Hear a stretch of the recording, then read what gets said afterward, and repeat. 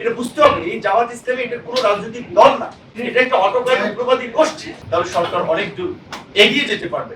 তবে এখানে সরকারের জন্য আমি সরকারের ভিতরের একজন লোক হিসেবেও, তারপর একটা রাজনৈতিক দলের প্রতিনিধি হিসেবে আমিও মনে করি যে সরকারকে বেশি উদার হলে বিপদে পড়তে হবে।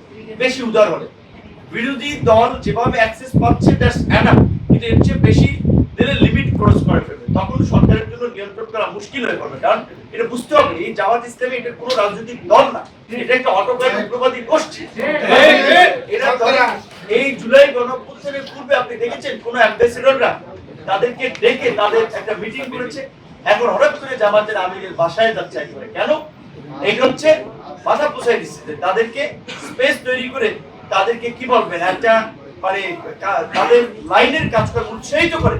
এই অ্যাম্বাসেডররাই কিন্তু আবার তখন সরকারকে চাপ দেওয়ার জন্য আবার নতুন এজেন্ডা তৈরি করবে যে বাংলাদেশে উগ্রবাদের উত্থান হচ্ছে, জামায়াত ইসলামী আজকে বিরোধী দল, জামায়াত ইসলামী এইভাবে সারা দেশে ছেয়ে গেছে। কাজী জামায়াত ইসলামীর প্রশ্নে সরকারের শক্ত অবস্থান থাকতে হবে। পাশাপাশি আমাদের রাজনৈতিক দলগুলো, কারণ এই জামাতের মতো দলের উত্থান এটি কি মনে করেন আমাদের জন্য ভালো কিছু হবে?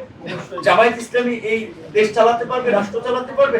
এই দেশকে তো ফিলিস্তিন বানাবে যদি জামাত কখনো ওই রাজনীতিভাবে টপ জায়গায় আমরা যাওয়ার সুযোগ পাই। ভারতের এইটা বিশেষ করে একটা বিষয় প্রতিনিয়তই আমাদের আলোচনায় থাকে, কারণ ভারতকে আমরা কখনো ছাড়তে পারবো না, আমাদের প্রতিবেশী দেশ এড়াতে পারবো না। কারণ ভারতের সাথে সরকার শীর্ষ জায়গা থেকে ডিল করবে, কোন ইস্যুতে ভারত যাবে সেখানে কতটুকু সরকার ছাড় দিবে। তবে ভারত বর্তমান বাংলাদেশ সরকারের নীতি পরিষ্কার বুঝতে পারছে, দেখছেন এখন তারাই কিন্তু মানে সরকারের দপ্তর মন্ত্রণালয় মন্ত্রীদের পেছনে ঘুরঘুর করতেছে যে মাননীয় প্রধানমন্ত্রীকে ভারত সফরে নেওয়া। কারণ আপনি যখন গাছ দিয়ে ব্যক্তিত্ব নিয়ে দাঁড়িয়ে যাবেন, অন্যরা আপনাকে সেভাবে রেসপেক্ট করবে।